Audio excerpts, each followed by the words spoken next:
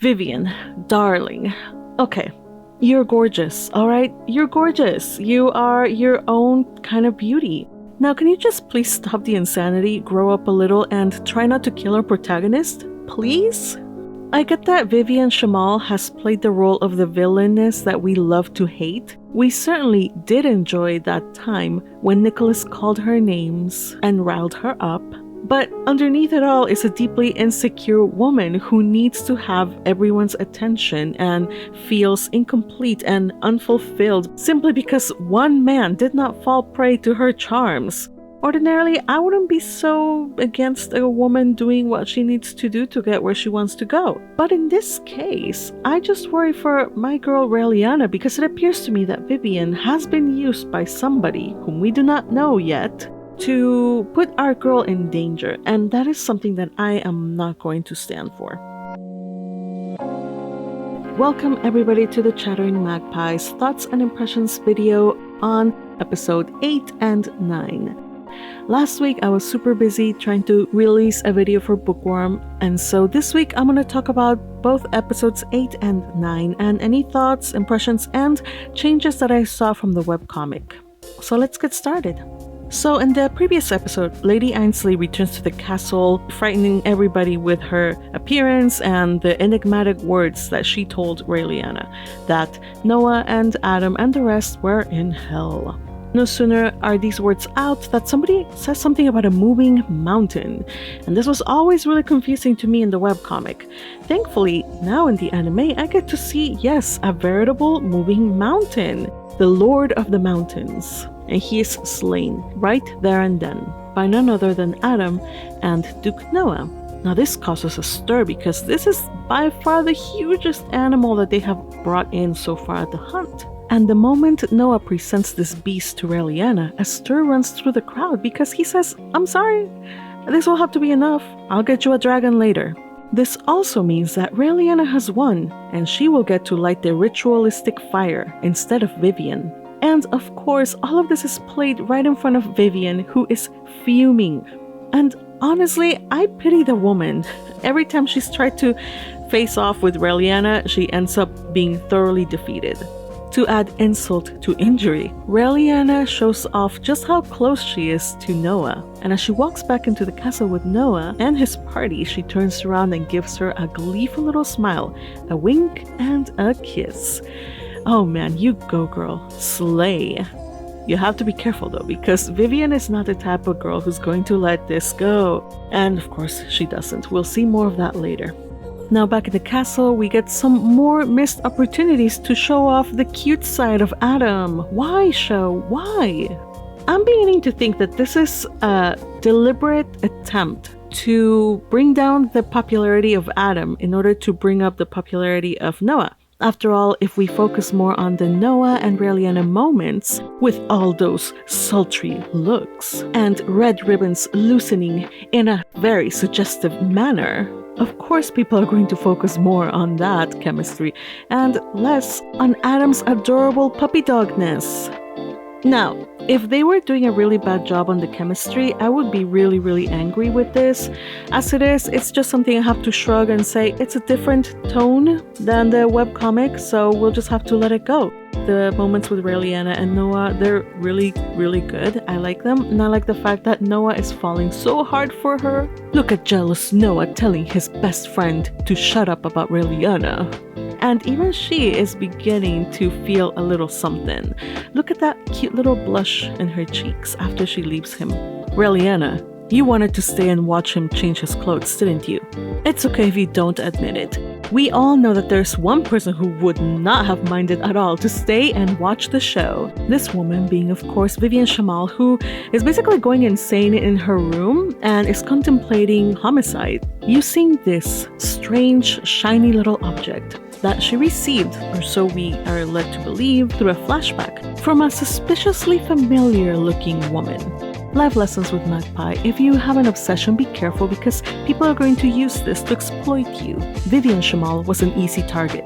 In any case, the next day it is time for Raeliana to go to light the holy fire, while everybody else goes their own ways. Somehow, through some wily means of her own, Vivian Shamal managed to sneak in this little jewel into Raeliana's luggage. She's like, cool, whatever, new shiny object. And Vivian Shamal goes away, smirking, thinking, I am going to win, or something like that. Well, whatever, forget you, because all we're here for is Raeliana, not you, okay? Also, before the episode ended, we were introduced to 2 new characters. The interactions between these two are actually some of the most funny and memorable interactions in this webcomic. I really enjoyed these two together. But somehow it just felt flat in the anime. I felt like they really needed to, liven it up. There was a lot of info dumping that I really didn't need or really care about. I can only imagine what anime-only viewers thought of this scene. Moving on to the next episode. Episode 9 starts with Raeliana on her way to the temple, where she's going to do this fire lighting ceremony. On the way there, a knight accompanying her tells her all about the place and how there's a very venerated holy man. Of course, the moment that she hears this, she imagines this old and very ancient-looking man, which some bookworms that were watching along with me immediately made the connection with 𝙏𝙼𝙖𝙣𝙠. Yes, evil Santa, and now that I've seen it, I cannot unsee it. Upon arriving there, they are greeted by this beautifully smiling young woman. You would think that she'd be harmless and not actually an agent of destruction, chaos, and death, but more on that later. Raeliana's attendants and guards are supposed to stay behind. Meanwhile, Raeliana receives the grand tour of the place. From the gardens, the library, and the purification room that she is to bathe in soon. Now, as to the purification, basically, it takes several days, during which time she is supposed to bathe morning, noon, and night. And the only thing she can eat is some disgusting gruel. I don't know, this does not look like gruel. Gruel usually is like rice or like a porridge or whatever. No, that looks like nuclear toxic waste. Probably tasting just as bad as Ferdinand's potions do. Again, this agent of chaos and destruction shoves this thing down Raeliana's throat. Raeliana wanders outside, wishing she could just go home, because she can't even imagine several days of this torture. As she is there, she sees a bird fall from out of the sky and into a lake. She jumps into the water, determined to save it. All the while, 𝙏𝙖𝙖𝙑, the young child from the earlier episode, is looking on, and he tells her that she's wasting her time. The bird is destined to die. Nevertheless, she persists and throws him out, determined to make him fly. Unfortunately, the bird just nosedives into the ground. This is much more funnily conveyed in the webcomic, where we have her not just throwing the bird and the bird just literally going splat. But when she fishes him out of the water, the bird is unresponsive, so she shakes him up violently. Again, these are tiny little details that it would have been cute and funny to have included. Now, after this happens, she gives 𝙏𝙖𝙑 a bit of a lecture, squishing his cheeks while she's at it. The boy finds her to be insolent, and after she disappears, he demands that they find her, has everybody in the temple look for her using a sketch that he drew of her to help them identify her. Here's a question though that I have to ask. Why do they keep on changing the artwork? I'm sorry, I have to say it. The dragon from the webcomic is way better than the dragon in the anime. In the same line, 𝙏𝙖𝙑𝙑's sketch in the webcomic was freaking hilarious compared to the one in the anime. I do not understand why they keep taking out a lot of the things that make this so endearably funny. I don't know why. Who made these choices? I don't understand. What was the intent to axe out these funny bits? Anyway, I digress. Raeliana manages to get around the whole eat your poisonous toxic waste gruel, and she is told to go do some work in the library, which she accomplishes with great aplomb. When 𝙏𝙖𝙑 returns from looking for her, he realizes that somebody has been working at his desk and has done a great job, and he suddenly decides that he wants to make a disciple out of whoever did this work for him. Wade uses his magic to find Raeliana, and 𝙏𝙑𝙑 loses no time to proclaim her as his next disciple. Raeliana is shocked that the holy man that she had pictured to look something like evil Santa was actually the young child she had scolded earlier. Ooh, now she's in trouble. Still, she turns him down, leaving him in absolute shock. For who would turn down the honor of being his disciple? After consulting his right-hand man, he decides that it would be best for her to gaze upon his glory and decides to open the gates to the Holy Land. Everybody in the temple is making a great fuss about it. Even Noah and Adam, who are within a room inside the temple, can hear the commotion going on. Meanwhile, Raeliana is getting ready for her big day with the fire lighting ceremony. And guess what she's going to wear? That's right, that mysterious ornament that she'd found. Somebody please help our girl. This after-credit scene is making me more than a little nervous.